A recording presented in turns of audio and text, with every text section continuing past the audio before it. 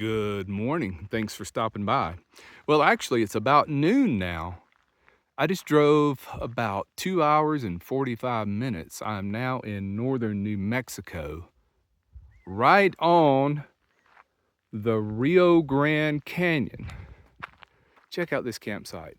So I scoped this place out on the satellite map, and it's free for 14 days. It even has cell signal, but there's no services here, no trash, no water, but there is a pit toilet. And when I was looking at the satellite, I thought, if this campsite's open, this is the one I'm taking. Well, when I was looking at the satellite map, I didn't know it was campsite number 6, but that's what it is. It's good old number 6. And there is a day use area right up there. Somebody's got their trailer here. They're riding horses in that horse trailer there. But this is the most secluded site. All the others are kind of bunched up together on the other side of that horse trailer. And I lucked out. This is amazing. I've been to this area before, and I was actually headed back up to Three Rivers, the Three Rivers Rec area. And when I saw the sign for this place, I pulled over. I had a little cell signal, checked out satellite map, and look what you get. You get a real campsite, a real fire ring, a picnic table, and views that are amazing. This is the Rio Grande down in this canyon. The thing I read online said it's 880 feet down. This is awesome. The weather is amazing. Current elevation is 7,350 feet. And there's the Rio Grande. Let me zoom on it. There we go. What about that? Jagged canyon walls. There's a trail that goes down there, but I'm not going to take it. I've hurt the back of my heel. What is that called? My Achilles tendon. I don't know what I've done to it, but it's kind of sore, so I'm not going to be taking a trail all the way down there. I would never get back up.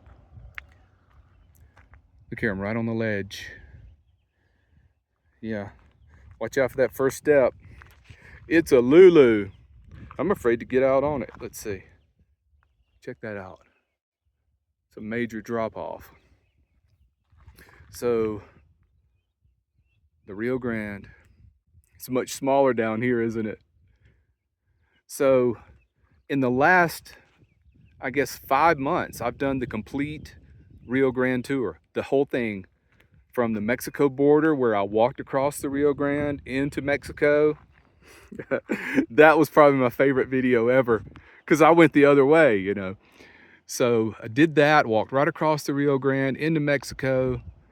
And then when I left Texas, I followed the Rio Grande on up into New Mexico, stopped off in this area. And then last month, I followed it all the way up to the east side of Silverton, Colorado, up near Lake City. That's where it originates. So I've had this Rio Grande thing going on the last few months, and now I've completed the whole thing. I went from where you cross over into Mexico all the way up to almost Silverton, Colorado. So this is the whole campsite. Look at this, it's enormous. You get all this privacy. I got plenty of water. I think I've got plenty of food. And oh, there's a trail that goes out to that peninsula over there. See, there's 2 canyons. We won't do it right now, we'll do it tomorrow. But there's another canyon that comes in over here. And then the Rio Grande Canyon's over here. And then that peak, you can see both of those that come together from that peak. We'll do that on tomorrow's video. But I've only been here about 15 minutes. Hold on, I got a rock in my sandal. There we go. See where that pickup truck is up there? That's a parking lot for the trail in case you want to hike down. That's not a campsite. So this one's off all by itself. So even if a party crowd shows up tonight, I should be good down here. I shouldn't be able to hear too much going on. This is Friday. Can you believe you can roll in on a Friday and find something like this? Good old number 6. I love it. I think I'm gonna chalk my wheels. I got the parking brake on. It's not much of a hill, but if the van was to roll, I think this might catch it, and then maybe the picnic table. But if it was to go off this way, I would go down in that big canyon over there. So I might put a chalk right under there. This is amazing. Okay, I'm starving. I'm gonna get some food. I'm gonna get camp set up. Okay, I just realized I really don't need to set much up because I don't need to put up the awning. If I want some shade, I can just sit in my chair over here under these trees, or that tree near that picnic table. So I don't have to do any of that. And I'm working on a new way to splice in these portable panels where they will work in conjunction with the panels that I have on the roof. So this 200 watt section is its own system, and this 200 watt section is its own system. I've got this 200 going into my main power station that runs the fridge and the fan and the lights. I've got this section going into my giant ABOC power station. And I've also spliced in this panel in series, so it will work with that second 200 watt system. Are you confused yet? But it's simpler this way, just to manage one portable solar panel, because I've got another one that's almost just like this. It's a little smaller. And tracking the sun and moving 2 panels around and then putting another connector here in the middle and splicing everything in, it just gets complicated. So I'm thinking this will be good, because right now I'm getting close to 378 out of 420. That's not bad. And seeing we've got these thin clouds too. So I'm trying to do my best not to run this generator, even though I do need to go ahead and run the rest of that propane out of that little bottle. There it is. This thing is going to be awesome. You were amazing yesterday. Charged my power station up to where I needed it.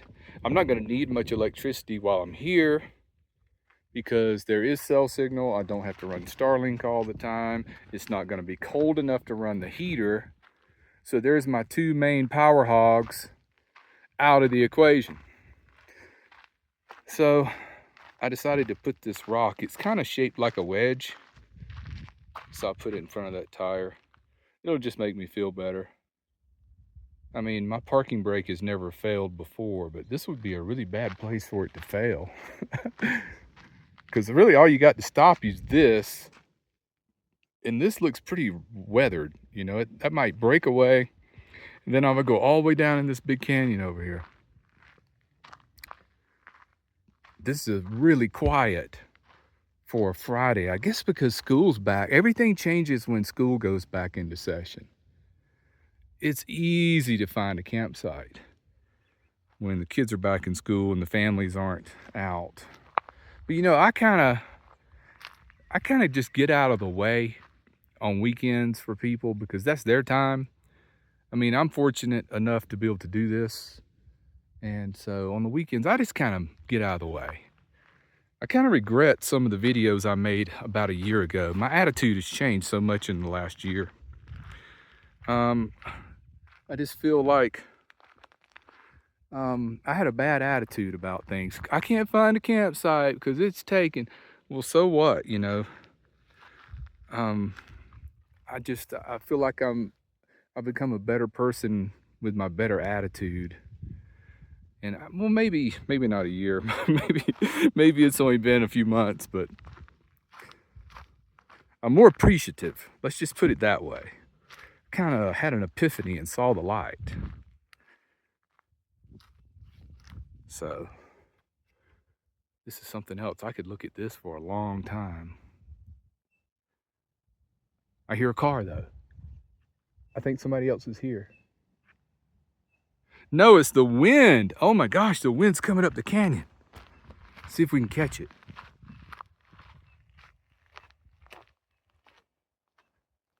Oh, I've just learned something. The wind is gonna come through this canyon like a tornado. Oh, it's kind of dying down before we got here though.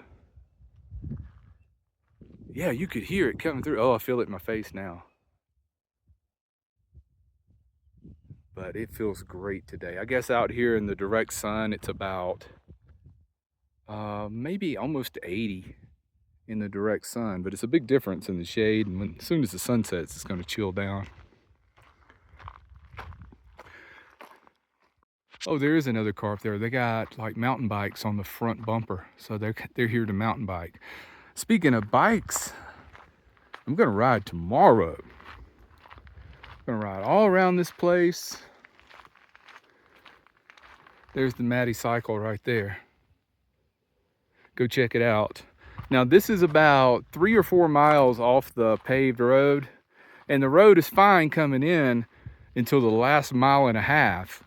It's this soil texture that's kind of this clay stuff that gets really slick when it rains. So if it rains here, it could be a little tricky on that 1.5 mile stretch getting out of here. And it's a 1-lane road. I met a Ford Bronco coming in, and we just, you know, eased over. I got over as far as I could, and they got over as far as they could, and we passed each other. But this is actually the widest part. This is the campground road. This is not the road coming in. This is a loop that goes all the way around the campground. And since this is number 6, then there's at least 6 campsites here. Oh, they're not riding bikes. They're just sightseeing and taking photographs. But they do have bikes on their bumpers. On the front bumper, they got a rack. I can't get enough of this. What an amazing country I live in. You know, I've had emails from people from New Zealand and UK that would say, it's incredible the stuff you can go out and do and camp for free. You know, it's just amazing what you can do, appreciate it. And I'm like, you know, you're exactly right. Because we still have an amazing country. I don't care how much flack we get, people talking about everything's falling apart. Well, yeah, we got a lot of problems, but we got lands like this that are free. Just come out and enjoy. So I am grateful for what we got. Here comes that wind. Man, it comes whipping through this canyon. This is gonna get interesting. But it's just a gust here and a gust there. It's not like a prolonged thing. All right, my friends, let's climb back up. My Achilles tendon it's a little wonky. I don't know what I've done to it. So I'm gonna take it easy today. And I'll check back in tomorrow. We'll do a bike ride. We'll go around the place, look at the canyon, see if there's any other camping around here. And if so, I'll let you know about it. Hey, let's do this.